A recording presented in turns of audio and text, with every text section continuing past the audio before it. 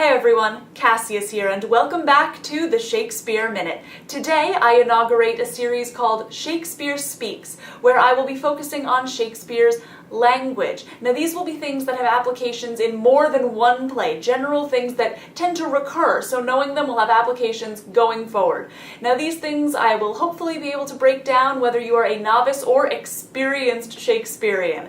And today I have something that I know will have many applications, a certain four-letter word in Shakespeare's canon that gives people quite a bit of consternation.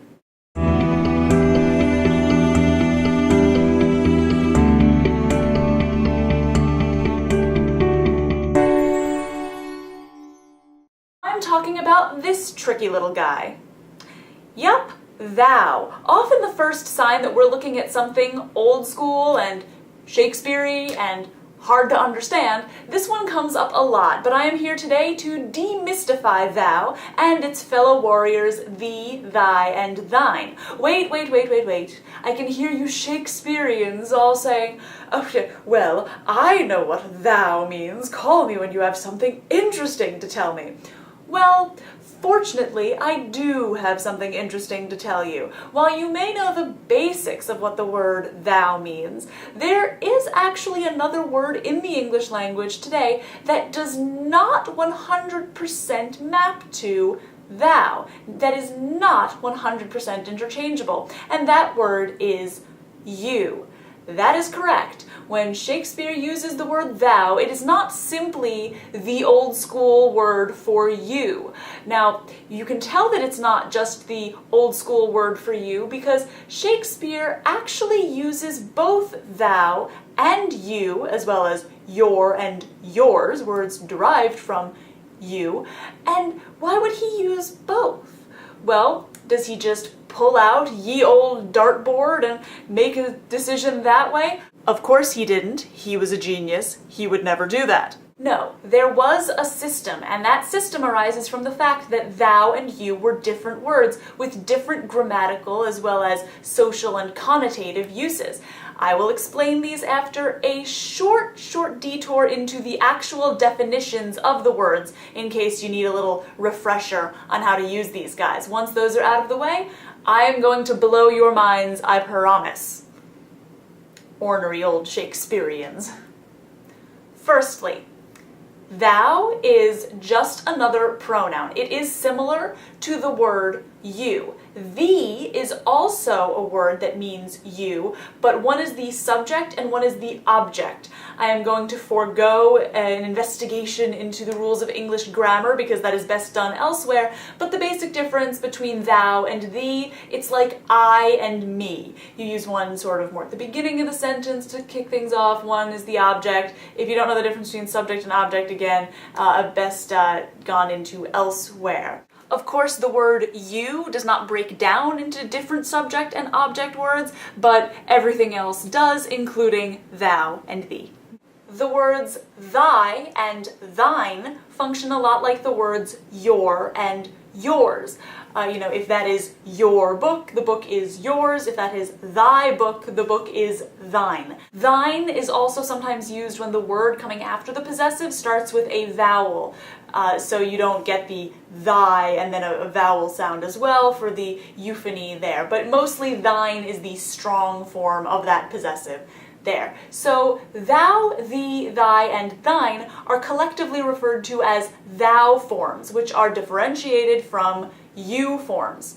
So back to the question, why would Shakespeare use you forms about twice as often as thou forms, but still use both of them a fair amount? What is the difference? How do we break this down?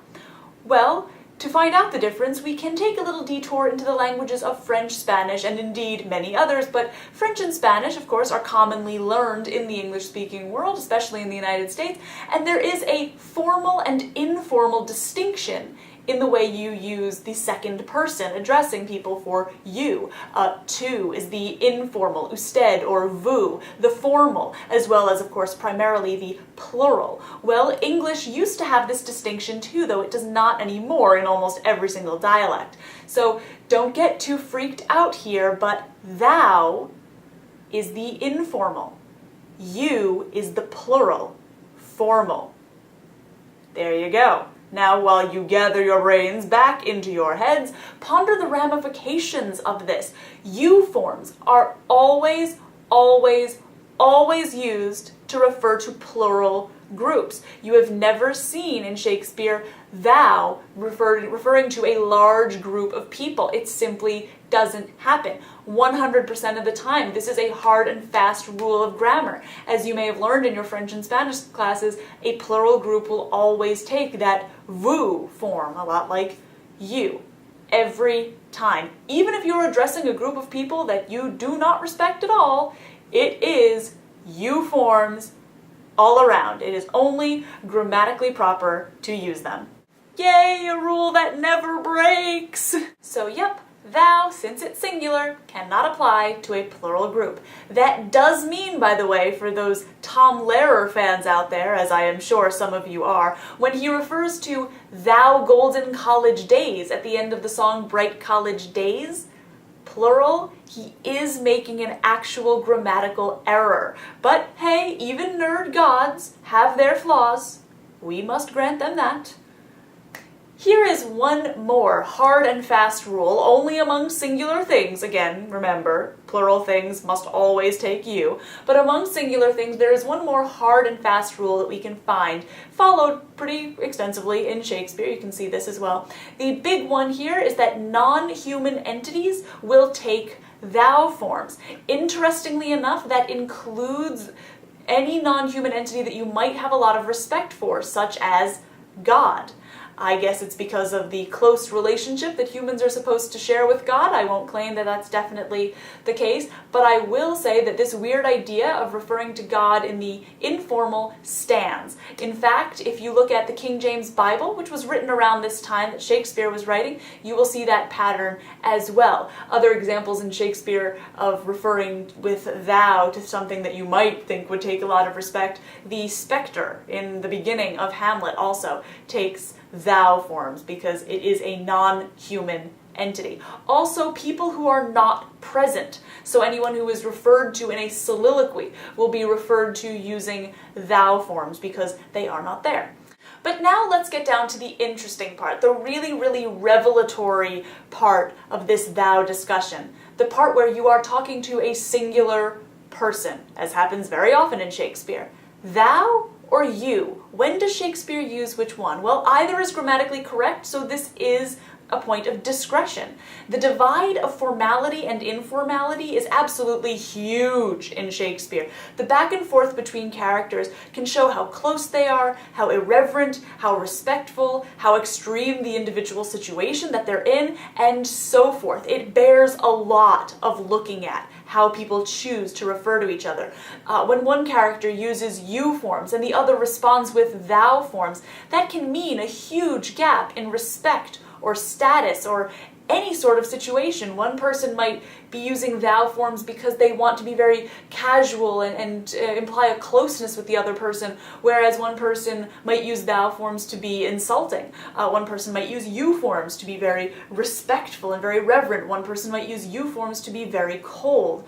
A great example of this relationship here is that Hamlet uses thou forms when referring to Horatio. Horatio respectfully keeps the prince at arm's length, referring to him almost always with you forms. He absolutely wants to show that he is keeping his distance while Hamlet is trying to get close to him as a friend. There are other times when characters will refer to people as thou when speaking of personal matters, but you when they're bringing up their more official capacity. One famous use of you forms, when perhaps thou forms might be expected, occurs when Prince Hal, upon being crowned King Henry V, meets his old drinking buddy, Falstaff. Falstaff sees the procession in the streets, and he goes to the new king, convinced that he now has a friend in the king. Meets him, and Hal refers to him, his former close friend that he would always use thou forms with the cold you forms of his new office. The friendship is severed. The formality is a marked tonal shift from the informality that he was using in all of the pub scenes where he would be drinking with Falstaff. The previous relationship is dead. Now, Again, I'm not going to swear here that every single use of thou or you is necessarily relevant, but the overall patterns, I will swear, definitely are. You can see when people refer to each other, do they like each other, do they not? You can build an entire story there, an entire theory of these characters using the thou-you relationships that they use to talk to each other. Parents and children, friends, enemies. How are people really relating? If an enemy refers to an enemy with you, perhaps there is a kind of cold respect between them. But if an enemy shows up and says thou, perhaps there's a more combative, dismissive relationship there. It is absolutely not irrelevant. Thou, it is more than just a word that shows you you're reading something old-timey. It is a world-opening key. And by knowing why Shakespeare chooses it versus the word you see entire worlds of how characters relate to each other in the various spheres of their lives. Also, with the whole grammar error issue of using you and thou for the wrong thing, you can actually make sure that you memorize things correctly if you know the difference between the two. Memorizing things with interchangeable words, usually not a game-changing, scene-breaking thing to do, but if you use thou for a plural, that is actually incorrect. So don't make Shakespeare sad, make him happy, memorize grammatically. Thou and you.